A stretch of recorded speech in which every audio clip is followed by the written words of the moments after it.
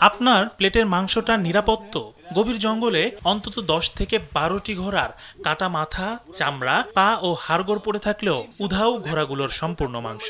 ঘটনাটি ঘটেছে গাজীপুরের শ্রীপুর উপজেলার বর্মি ও গোসিঙ্গা ইউনিয়নের সীমান্তবর্তী মুদিপাড়া এলাকায় সোমবার সকালে স্থানীয় কিছু কৃষক ঘাস কাটতে গিয়ে কর্ণপুর বর্মি সড়কের পাশের এক নির্জন জঙ্গলে প্রবেশ করেন। সেখানে গিয়ে তারা দেখেন নির্জন পথের দুই পাশে ছড়িয়ে ছিটে পড়ে আছে সারি সারি ঘোড়ার কেটে ফেলা মাথা, চামড়া, নাড়ি ভুঁড়ি আর হাড়গোড়। 12টা ঘোড়া জবাই করে মাংস নিয়ে গেছে, হাড্ডি আর গুলো থেকে গেছে, আর একটা ঘোড়া আস্তা রয়ে গেছে। এই খবর ছড়িয়ে পড়লে শত শত উৎসুক মানুষ ভিড় জমান ঘটনাস্থলে। স্থানীয় বাসিন্দাদের ধারণা, নির্জনতার সুযোগ নিয়ে কোনো এক অসাধু চক্র রাতের আধারে এসব ঘোড়া জবাই করে মাংস নিয়ে পালিয়ে গেছে।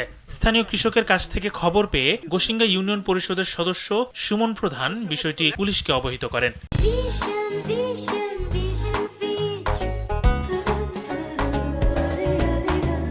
খবর পেয়ে ঘটনাস্থলে পৌঁছায় পুলিশ। ঘোড়ার এই মাংস কোথায় সরবরাহ করা হচ্ছে তা নিয়ে তৈরি হয়েছে চরম উদ্বেগ।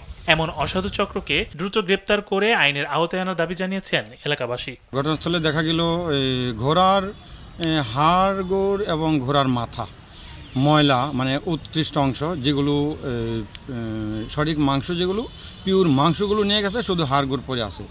তো পরে ইউনুস স্যারকে কল দিলাম, ইউনুস স্যার উপজেলা প্রাণী সম্পদ অফিসারকে পাঠালেন।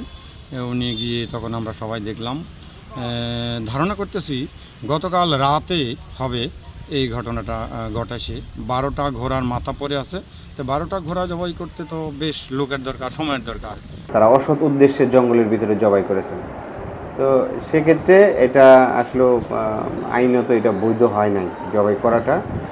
আর হালাল হারামের বিষয়টা আমি বলবো না, সেটা আইনের বিষয়টা। এটার মধ্যে আছে যে ঘোড়ার মাংস নিয়ে ওই রকমভাবে আছে, আইনটা বলা নাই।